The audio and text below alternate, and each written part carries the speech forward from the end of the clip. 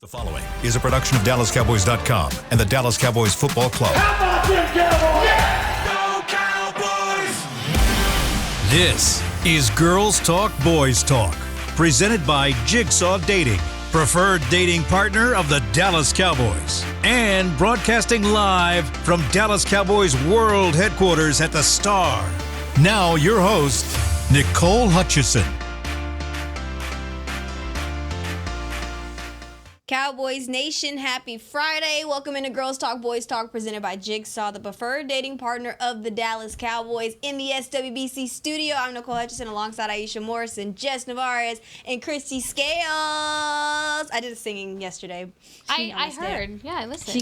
She can't help it. I can't help myself. So I told myself what I'm going to do is come up with like a little intro for everybody, right? Oh. I think Aisha's was...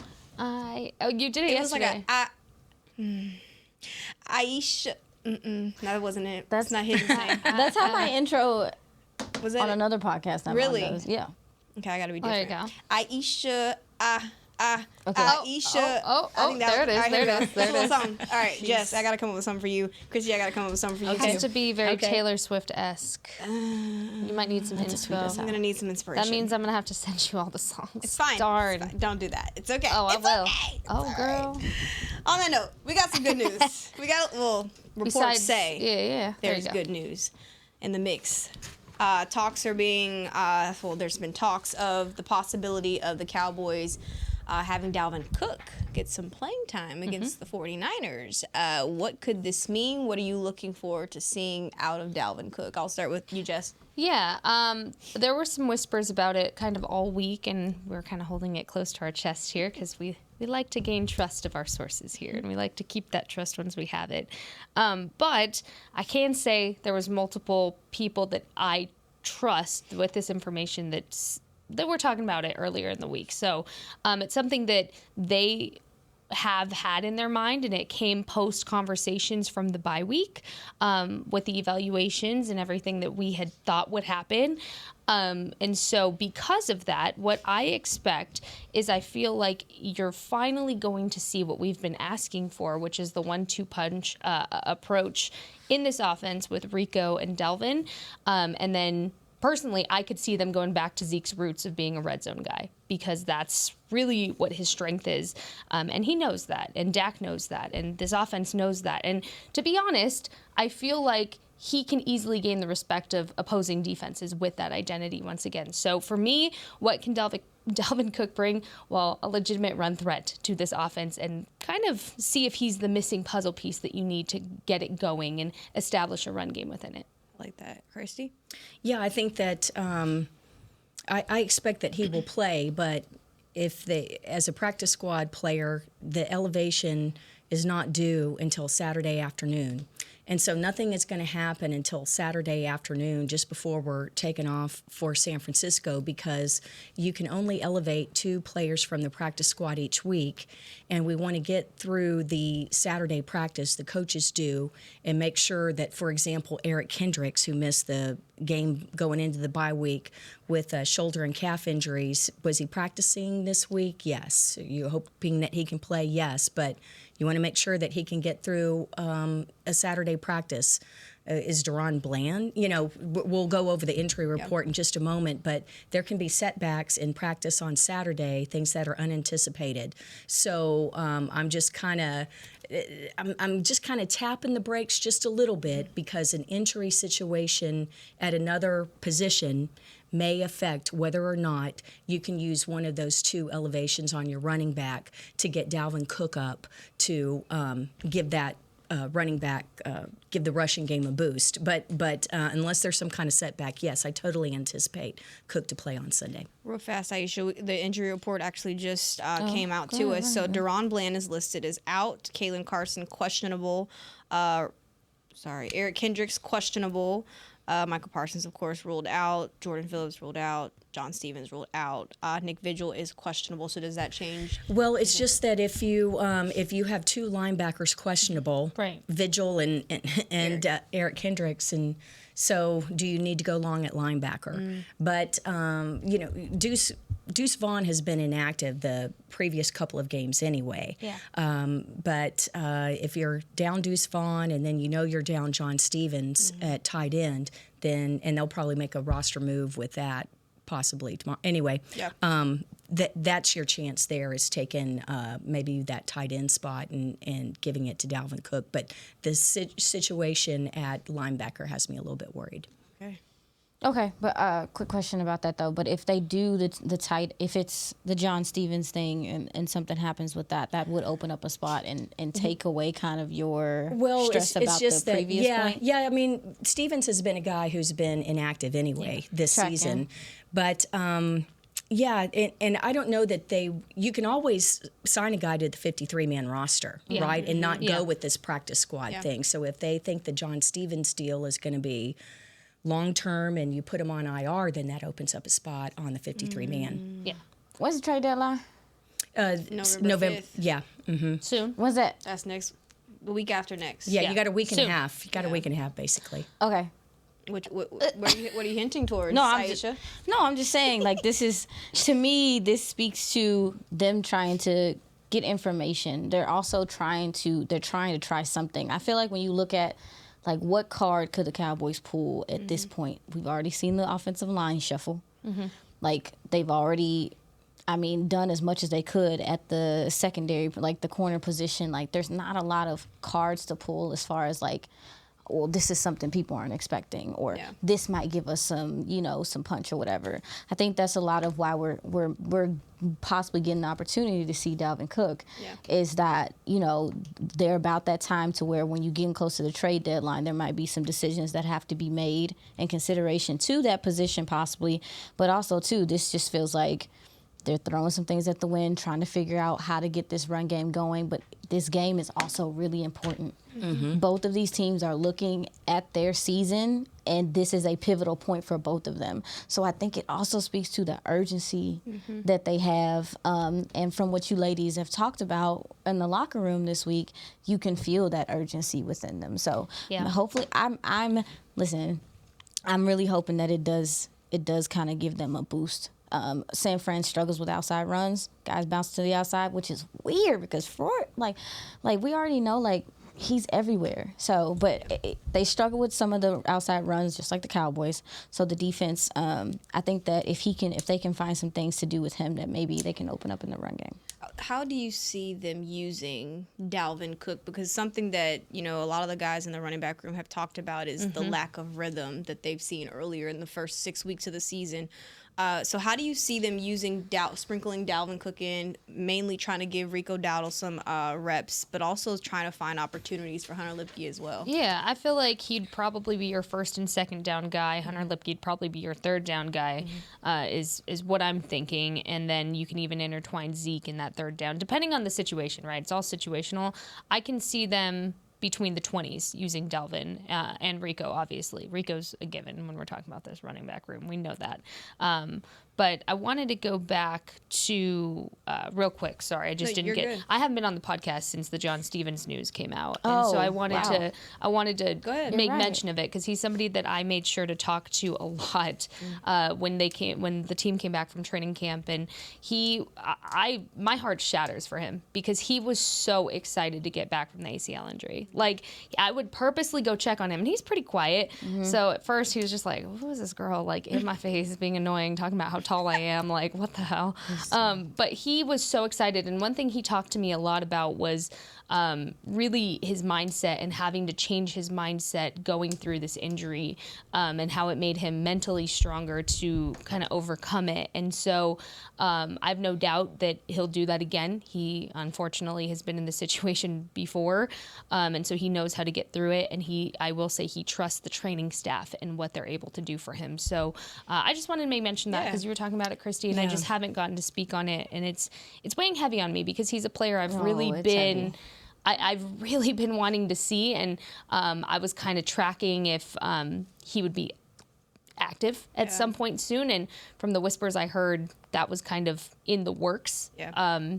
Yeah, So because of the red zone threat, his body type, and that, and that's where they've been struggling is red zone. When I had talked to him about the red zone stuff, he had mentioned like, "Put me in, I'm ready to do it." And a lot of the 2-minute drills he would be worked in was very much so within the red zone. So for me, I'm just devastated for him. So I just wanted to make mention of that because I haven't gotten to, and it's been weighing on me. That was kind of Losing John Stevens, you can just throughout the building, just hearing the way that people talk about him, because typically when I go in there, he's never in there, so I can't find him. But it's and he's quiet. He's like quiet he sneaks too. around too, And he to where sneaks like out of there. you can't, you don't know when he's in there because he's It's quiet, and he's just very hilarious. much like hearing y'all fly on say the wall. that. What is he? Six? He's tall. He's huge. 6'6"? 6'6" or like 6'6". 6'4", 6'5", something like that. Yeah. But yeah, no, just hearing Yes. like How throughout the he building. hiding? He hiding that. He sneaks out of the. Man, them players he's be in knowing. and out. No, he's in and out. He sees us, he gets what he needs to, and he dips. out of there. Like, and I'll even see him in passing on the side of the locker room, and I'm like, screaming. hey. And he's like, sick. he's somebody that I've really grown to talk to a 6'6". lot in the locker room. Like I said, I would go up to him every time he was in there, or if I'd see him in passing, like, hey, how are you? That's the first thing I'd ask. And in fact, the first time I asked him that, he was like really taken back because nobody asks him. Nobody asks these players how they're doing They a lot of the half the times. time. So when you ask them that, they kind of were. He was one that was surprised that You know the that was protocol of asked. the locker room, right? It's all by seniority. Yeah. So, because the guys, we should tell everybody that the locker room period, lunchtime on Wednesdays and Thursdays, that's when the media is allowed in, and their lunch break comes right after practice.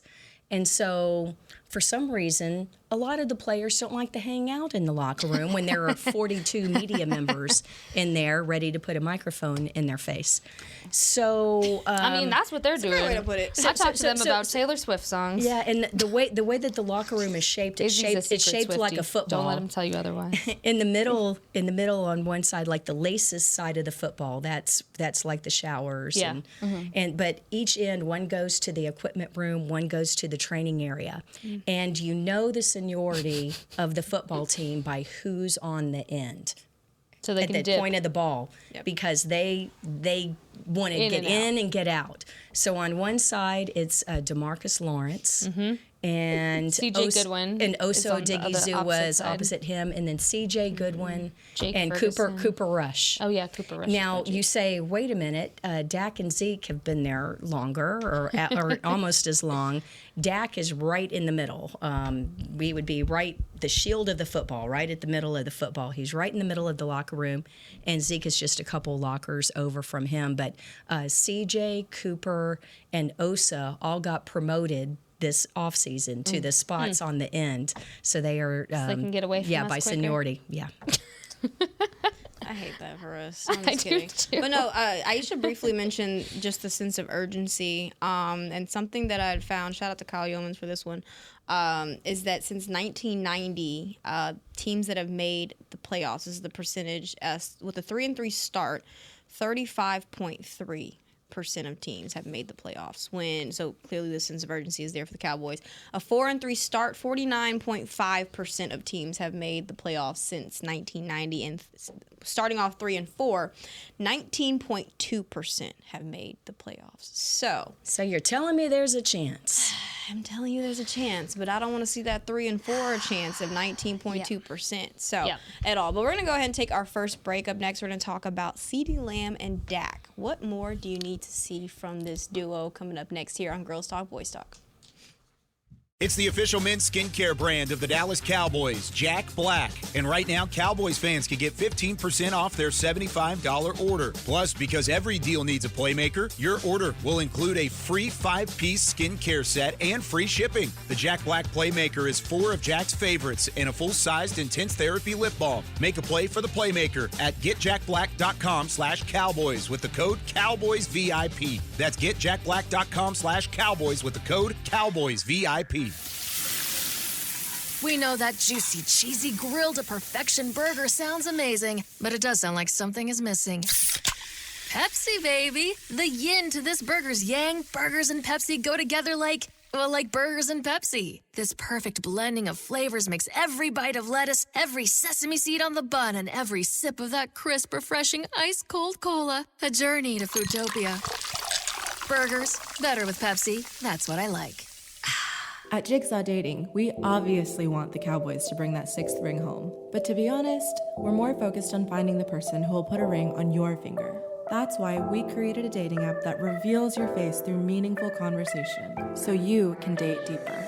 Because it's personality that matters the most, not looks. Join Jigsaw Dating today, dating partner of the Dallas Cowboys.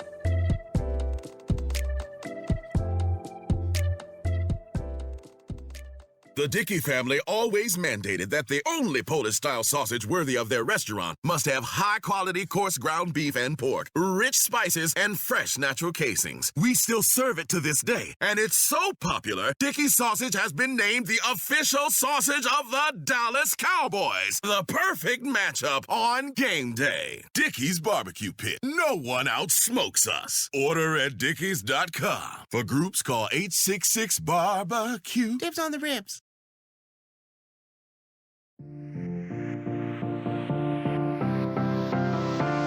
Stay connected with the Dallas Cowboys on your connected TV. Catch up on all Cowboys content like player interviews, weekly shows, podcasts, just like this fantastic one that you're watching right now called Girls Talk, Boys Talk, presented by Jigsaw, the preferred dating partner of the Dallas Cowboys. Docu-series like Deep Blue and much more. Download the Cowboys app now on Amazon Fire, Roku, and Apple TV. Apple TV, go ahead and download it. I just felt like, I don't know, in another life, I feel like I'm a rapper, but it's okay. In this life. In another Not life. even in another life. In this life. You watch Insecure? I used to. That's where you get that spirit from. Really? Issa did it to you. She inspired you. I don't think that was it. Hopefully, CeeDee Lamb's inspired, though. You know? Mm-hmm. Maybe a little bit of Dak. But no, I mean, That if would you be look... inspiring. That would be inspiring. When you look at just the production up until this point of the season, it's pretty similar for CeeDee Lamb and Dak. But when you talk about this 49ers matchup, do y'all see an opportunity where we can finally start seeing that chemistry between Dak and CeeDee, and how much do they need them to produce on Sunday? Oh, this is the point coming out of the bye last year where they made that run and 11 touchdowns after the bye and 100 catches after the bye. Glorious. So, yeah. And it is an interesting match with the 49ers. I think, and Aisha can correct me on this, but I believe Diamador, Lenore, their cornerbacks can slide in and out. So sometimes what you do when you have a versatile receiver like CeeDee Lamb is move him in the slot, because sometimes it's more of a mismatch against a nickel cornerback, but they've got a guy who can Play both. be more fluid moving in and out. So I think it's going to be interesting to see how the 49ers try and match up against him. Obviously, they'll, he'll get doubled and cloud and everything else, just like he's been getting all season. But I'm really excited about some of the creative things that they've come up with. Hopefully, during the bye week, the Cowboys coaching staff to help that connection between CeeDee and Dak. Yeah, normally the motto is the run opens up the pass, but it kind of seems like this offense, the pass opens up the run. And so your number one passing threat, to really have that chemistry that you saw last year kind of come back to full form and really start to build. I see this as a building game. I don't see it as what you see is going to be what you get for the rest of the season, but it builds confidence back up in everybody. And I don't just mean between Dak and CeeDee. I mean Dak and everybody else in that room, because once you get CeeDee down and everything is back to where it needs to be, the catches are being made, he's a deep threat, that opens up everything for everybody else. You can start to find your ball distribution again, which gets all of your receivers involved. Your tight ends, especially, you can get them involved in the passing game again. Opens up the run, which, we just talked about and how that could change as well. But overall, I think it just opens up your offense more, because you're not seeing a scrambling Dak Prescott, and I don't want to say panicking, but being a little more eager to make his passes in those tight windows when CeeDee's not open, right? So CeeDee finding a way to kind of get open again and honestly kind of shake off what we've seen from the last few weeks from both of them. I think it's just, you need it. you need the fresh beginning. I think this bye week, we keep talking about it, came at the perfect time. Yeah, I mean, Christy, you made a really good point about Lenore and the fact that he can play inside and outside. That's going to be important. This San Fran secondary has some young guys in it, but the collective attitude, and it's always been like that for their secondaries. They are feisty. Yeah. They're going to make you pay if you make a mistake. I will say they're not as sharp as they were before, which is to be expected because they have some young guys there, and losing Hufanga is huge. He directs a lot of traffic for them. But yeah, this is a feisty, in your face. They will run some zone, but a lot of the time they're going to be in man and they're going to press you, and they're going to make you work for pretty much everything. So it's like, I need CeeDee. One thing that I've seen CeeDee Lamb not necessarily struggle with, but just not be consistent enough with, is being physical off the line of scrimmage. If they put their hands on you, put your hands back on them. Like, there needs to be, for me, I need him to be not necessarily an aggressor, but just to establish his physicality at the top of his routes. Yeah, match the physicality. Early. He needs to match it, but I want him to be like, I'm here first. Yeah. Because here's the thing about the double teaming and the cloud coverage. How many times have we seen that from great players and they still get the ball? Exactly. I don't want him being double teamed. Now, triple teamed is something else. We can have a conversation about it. But I don't want him being double teamed, meaning we're just going to concede to people taking him out the game. Yeah. No, absolutely not. So I'm hoping, to your point, Christy, to your point, Jess, that there is some creativity in getting him open and getting him opportunities early, but also giving him chances to make plays with the ball in his hands. Make these people chase, like, make this defense chase you. Yeah. So, again, as far as their connection, I think a lot of it, too, is protection still. Most of it is protection, if I'm being real with you. You know, we could talk about how connected are they and all these. I think so much of this offense's inefficiency is the amount of DBs that are back there and also to the protection. Yeah. So if this team can protect better, it's just going to make things, everything better, like you say, Jess. So, yes, I'm off my soapbox, but that's how I feel about the CeeDee and Dak I love it. Situation. And your concern in bringing up the physicality is the thing. We've talked about it before. That's where this wide receiver group has struggled with it. And in previous weeks, I've mentioned this as well. I think how this game is officiated is going to determine some of that. How much are they going to let the guys, be handsy? Or how much physicality are they going to allow before it's defensive holding kind of thing? So and you can usually know that by the first or second offensive series. One thing I also noticed, I think I asked you this about it yesterday. I kind of want you to explain a little bit to me as well, again, about the opportunities for big plays. This is something that CeeDee Lamb and Dak Prescott thrived in last year. And sometimes I saw on film when they played the Chiefs is that the combo assignments that you were kind of talking to me about yesterday, and how they were able to exploit that weakness in that secondary. Can you just touch on that? I can try to explain it the best I can. So with cover two, typically you have the two safeties that are lined up high. The Niners do something unique in a sense of they always have a robber where they pick and choose when they want to bring that robber down. And what they'll do is act like they're about to drop back, and they're covering to cover the middle of the field. That catches so many quarterbacks, and it's actually caught Dak plenty of times, that robber, that guy, that extra safety that they have come down instead of dropping into coverage. And so it's something that it's a chess match in a sense, and I think Dak is going to have to be so sharp going up against this defense that, especially with Fred Warner and how he's able to read and some of the stuff he's able to do.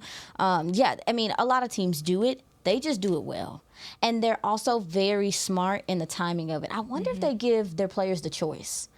I wonder if they communicate something that maybe they see, because when you see it on film, it's not constant that they're letting that robber come down and cover like the intermediate middle part of the field. Sometimes they're dropping back and they're covering quarters, like they're doing what they need to do. They probably have certain keys that they're looking for. Yes, so that's and if they see it, then they're allowed to that's do it. just something. And you want to know something else? Yeah. That has gotten Dak. That has gotten Dak against this particular team, throwing picks and not seeing the safety or not seeing the linebacker, Fred Warner, who just already has 2 picks on the year. So, yeah, it is something to keep an eye on. They are different in a sense, but they're going to play some zone, but they are also going to man up, and you're going to have to run through their face. Yeah. So I hope that they do run through their face. But that aggression, sending robbers, that can be big plays for the defense, but it also offers great opportunities for the offense. And that's what she was saying. You hit him. Yep. Yeah, if Dak's gonna, I'm looking for Dak to really work his eyes and to move safeties out the way and to maybe also too. I think we could definitely see him operating at a high level at the line of scrimmage with these guys. They got it's just. They're gonna have to be so good, dude. If he has the time to do it. He's gonna have to be so. Right. They're gonna have to be so good. It's a lot. And what it sounds like, too, is it takes really good communication from the 49ers side to really utilize, especially that robber, like knowing when the cue is for them to do it or not. Oh, that's, let's hope the protection is better this week. Let's start there. Not having Hufanga and having a young guy like Mustafa, that's different, too. Who is... He's a hitter. One of my favorites. Go ahead. Who is? I think. Hold on. Let me see if I bookmarked it. Yeah. The draft notes in there are crazy. We're talking about the safeties for the 49ers because they're without a Pro Bowl safety in Hufanga. Did I find it? Tater tots. That's not it. That's Cowan. That's okay. I spoke badly about Cowan the other day because I said that I felt like he was just wandering around, and then I went back and watched that game. I was like, He's got some speed. He's got some speed to him. I said, dang, this man had 3 catches. Yeah, he showed up. He showed up last week. You know what? Anyway, I can't find my notes on Mustafa, but I will say that he plays the safety position the way that I think like a lot of the old school guys do. Yeah. He's I look down at in the box guy. Safeties, the best safeties are the ones that are very territorial. Okay. And he is territorial about you crossing his boundary. And don't get me wrong, like I know everybody's seen Patrick Mahomes dip his shoulder and kind of make him look like he's small. He's not small. But yeah, it's just his eyes, like he's constantly reading the QB's eyes. Yeah. He has the ability to take the ball away. He will come up and tackle. But also, too, he has a lot of range and coverage. Like, you'll see him kind of creeping towards. Yeah. And he looks like he's stalking. I call him the hunter. Okay. Keep an eye out for him. But, to your point, they could catch him slipping because he can get aggressive, Christy. Who else in this wide receiver room do you need to step up on Sunday? Can I expand it to tight ends? Go ahead. Talk about it. No, with Jake Ferguson, boy, I hope we get to see some Fred Warner, Jake Ferguson matchups here. They rumble. I love to watch. They be rumbling. Yeah.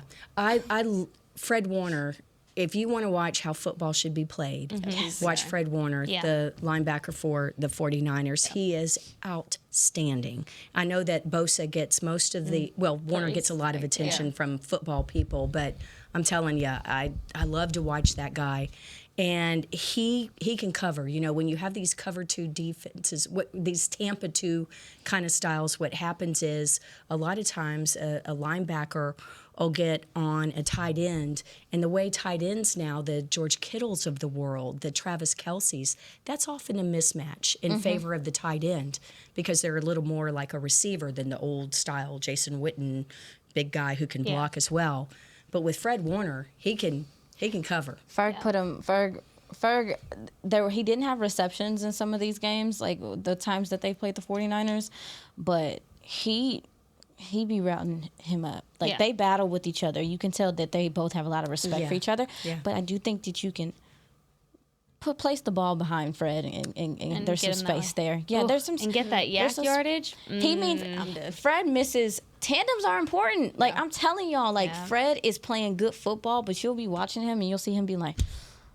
Because he probably missed Greenlaw. He and Greenlaw, arguably one of the best tandems from the linebacker position we've seen in a while. So, yeah. What you got? I want to piggyback off of Christy because, tight end is my favorite. Yes. They're my favorite Oh, group. yes, We let's talk know about this. We know I love the tight end room.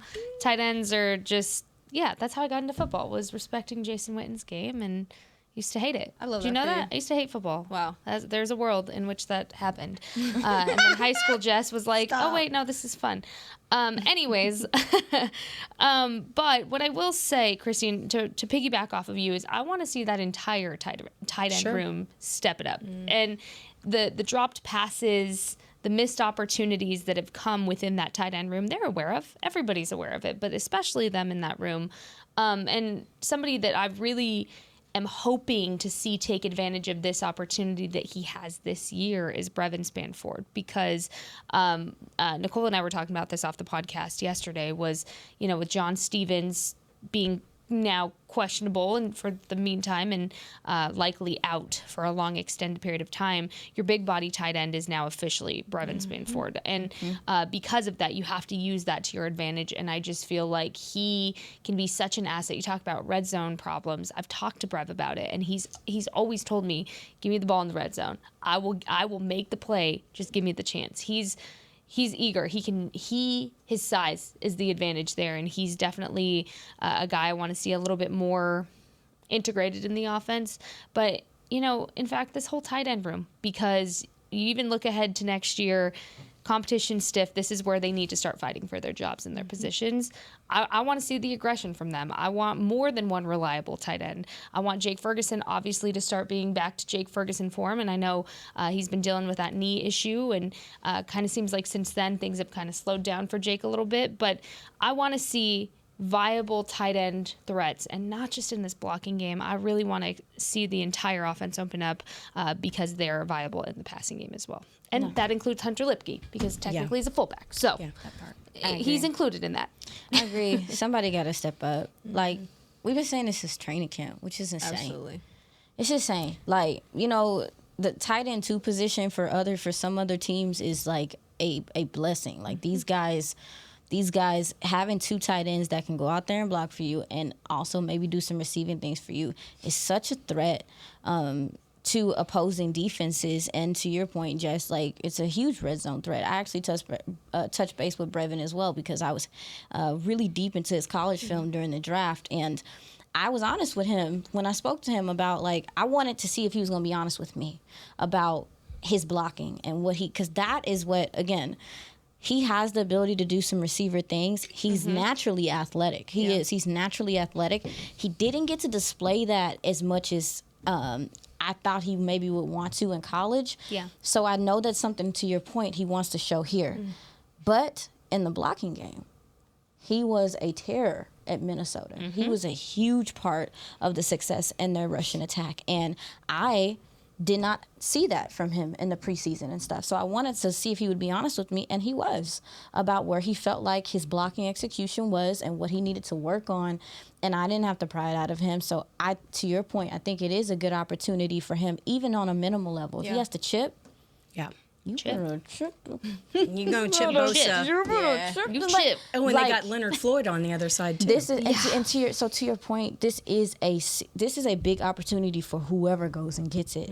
But if one of them goes and gets it, it's gonna help this offense so much. So we're waiting, big dog. Well, you even had a Luke Schoonmaker that stepped up in Jake's absence. So, But you haven't got enough. there you go. It's weird. Like, so I forget sometimes. Like, That's fair. about him. But I do see him blocking well. But it's also like Where'd you go? The we thing need about that from you. Luke is, I feel like he's gained the appropriate confidence that he needs that was lacking last year. And, I give him some grace in the sense he had a slow start. He had that foot injury that kind of had him on a delayed timeline for what you would expect from a rookie last year. So I give him grace in that, and he's really, his confidence level is different this year by I don't know, by far. But he, I'm just so tired of not having a solidified tight end too. Like, it puts a lot of pressure on It's Jake. hard. It does. And it's also It hard on does. your offense. It's hard on your offense in general. It's so limiting in the sense of if that other guy can't sustain blocks and stuff like that, there are literally so many personnel groupings that you can't touch because you can't rely on them. And then also, too, when you talk about blocking on the outside, let me tell something to Jew. Their tight ends, both of them, you know what they doing? Trapping. Yeah. They're coming behind the formation and trapping the ends, baby. Like, you don't got that right now. And it limits your offense, and it limits your run game even so getting to the second level. So it's just like, wake up. Like, this is y'all's shot. This is a chance for y'all. Like, it's right there for you. Wake up! Hopefully they wake up for real on Sunday. Dang. We're gonna take our I'm awake now. feel like That's for sure. Dang, I felt like I was fussing. I feel like I had to do that. But no, we're going to go ahead and take our second break. And up next, we're going to play a game. Woof. Oh, goodness. Roof. I cannot do it. I'm not going to even try. I'm not going to try. All right, we'll be right back when we're going to start. We'll talk after the break. The Dickey family always mandated that the only Polish-style sausage worthy of their restaurant must have high-quality coarse ground beef and pork, rich spices, and fresh natural casings. We still serve it to this day, and it's so popular, Dickey sausage has been named the official sausage of the Dallas Cowboys. The perfect matchup on game day. Dickey's Barbecue Pit. No one outsmokes us. Order at dickeys.com. For groups, call 866-BARBECUE. Dibs on the ribs. We know that juicy, cheesy, grilled to perfection burger sounds amazing, but it does sound like something is missing. Pepsi, baby. The yin to this burger's yang. Burgers and Pepsi go together like burgers and Pepsi. This perfect blending of flavors makes every bite of lettuce, every sesame seed on the bun, and every sip of that crisp, refreshing, ice-cold cola a journey to Foodtopia. Burgers, better with Pepsi. That's what I like. At Jigsaw Dating, we obviously want the Cowboys to bring that sixth ring home. But to be honest, we're more focused on finding the person who will put a ring on your finger. That's why we created a dating app that reveals your face through meaningful conversation, so you can date deeper. Because it's personality that matters the most, not looks. Join Jigsaw Dating today, dating partner of the Dallas Cowboys.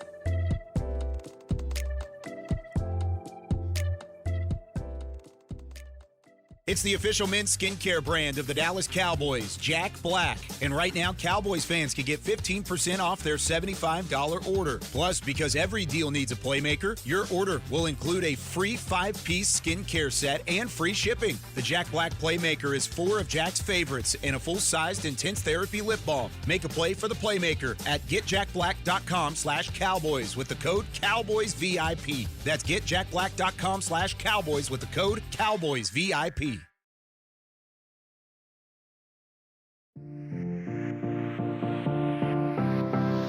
Cowboys take on the 49ers in Santa Clara on Sunday, October 27th. So we're hosting another free watch party presented by 7-Eleven.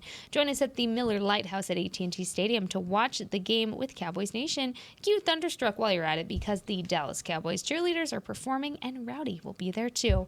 Watch the game, grab a Slurpee, and cheer loud. Get your free tickets at dallascowboys.com/watchparty today. And come out to the Miller Lite Plaza because we'll be live, pregame live. That's going to be awesome. 6 o'clock. Come on, fans. We're bringing all the good stuff to y'all. It's fun. Sunday. It's fun in front of the Cowboys Nation, It's isn't going to it? be a lot of fun. Yeah. Fun group. Yeah. Fun group. You know what's going to be a lot of fun right now?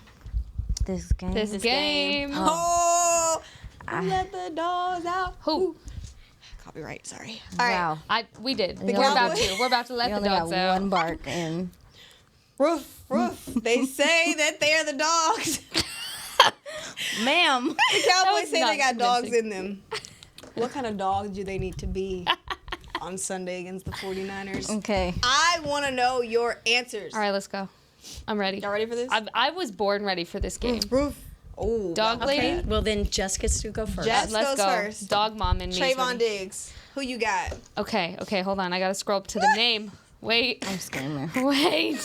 He's up Wait, here. she studied for this. No, I know, but I have a certain name and I have descriptions and everything. Okay. There we go.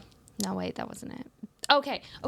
So, I'm going to go Siberian Husky for Trayvon Diggs because when you look up the description of a Siberian Husky, it says they can be aggressive, but this comes out of tendencies of boredom or anxiety. So I feel like Trayvon Diggs being the ball hawk that he is, not getting those picks and kind of being the Trayvon Diggs that everybody talks about, it's a little bored back there. So I want him to be aggressive out of the boredom or the anxiety that he's not getting those picks. I need him to be a Siberian Husky and be aggressive out of that boredom and or anxiety or both. I like that one. Who wants to go next? Told you I was ready for Krista this. can.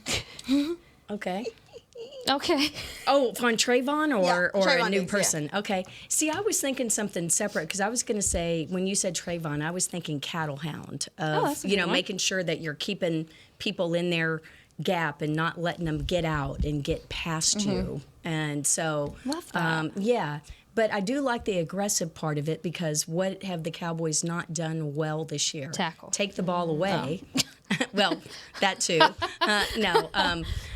Creating takeaways, and I think that, I know I say this every week, but I think when you have evenly matched teams, you need to steal a couple of possessions, right? I agree. And the team has not been the, they haven't gotten the takeaways like they had in previous years. So can we breed my cattle hound and your, what was it?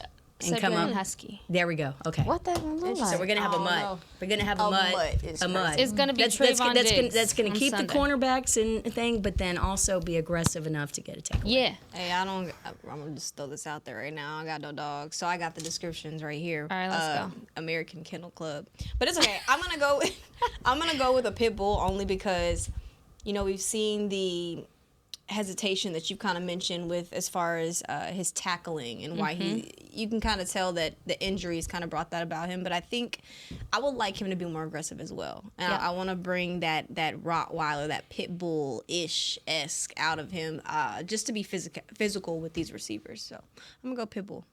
Love that.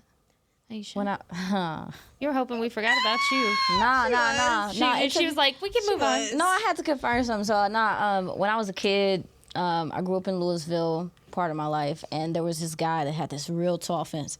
It was crazy tall. It was way taller than everybody else. It was like 4 feet taller, and I was like, why is his fence so tall? So being nosy, He has a crazy dog. I would go look over there, and it was this spotted, tall-looking, kind of slim dog, and it was a Brittany, is what they were called, a Brittany Spaniel. Yes. Yes. And they are very, very. They're hunting dogs, number one. People use them to hunt and stuff like that, but they are good family dogs. But they're called the Velcro dog Ooh, I like that. That's because good. they really That's a good attach to their owner. But they also too, when they're hunting, once they latch, it's done. Like There you go. They That's never Like the let it seat go. belt, like the seat like belt that for one. the They never let it go. coverage cornerbacks. So That's I wanted him. I'm gonna say he's a Brittany. That's fantastic. That's Love that. fantastic. That was a good one. Shoot, that we can't top that. Dang Yeah. it. All right, well, Game this is over. a great show, guys. Just like- No, come on, we got at least two more. All right, here we go. I'm gonna do. Who have we not talked? I have a list, but I'm trying to figure out who we have not talked much about. Let's go Donovan Wilson. Let's go Donovan Wilson. What kind of dog do you need Donovan Wilson? Him to be this week. This week. Yeah. The We rest of the need to season get would be him nice. back to being the catalytic player. So Again, cattle dog? getting the Yeah. takeaways. Well, no, cattle dog's more like a herding kind of dog. So, Let's see. wow, that's a good one. Who's a good, like, aggressive? Because you thinking- already said pit bull. Okay, hold on. You can take it. No. We're all, look at us all looking. I'm trying to think of a dog that I consider. I'm gonna go. There are people watching this show going, like Yeah. throwing Probably out all sand the dogs. stuff. Probably sand dogs. I'm gonna go with the German Shepherd, and it's because German Shepherds. Hi, Kongi. Kongo's down here on the floor. Cover your ears, okay? I am gonna go with the German Shepherd because they can be aggressive if you need them to, but also they're territorial and they're vigilant. They're vigilant, territorial, and they're very eager and intelligent. So what I need from Dono is I need that eagerness back. I need his intelligence that he has, that football intelligence to really come to the surface. The Dono you've been missing that Yes. would read quarterbacks like nothing and you could watch it in his eyes and you just don't really see that from him, or at least you haven't yet. So I'm going to go as a German Shepherd because he's going to be guarding. He's going to be guarding, and that's going to come to everybody's, I guess, favor. Yeah. Yeah. Okay. I'll do that. I'm gonna go Labrador Retriever. I wasn't because expecting that. It's a breed that, well, I just found out this is a breed She's all that's scrolling on that website. a breed that's happy to try almost any task, right? That's good. And you need Donovan Wilson to pretty much do anything on the field on Sunday. As far as being a coverage guy and come down and tackle as well, that's something that Aisha's really harped on about, that she needs him to just get back to being true Dono. So I think that if you need him to do anything that's asked of him for this defense, I think I'm going to go Labrador Retriever. All right, I'm about to go a little deep. Oh, Lord. So love it. for me, when I was a kid, I always wondered why like they use Dalmatians for fire dogs, and I thought about that, it's a part of their temperament and how they just deal with all of the noise and stuff going on. They just are a dog that is trainable to a point to where you can do that, but they can be aggressive, and that's why you don't see that many people with them.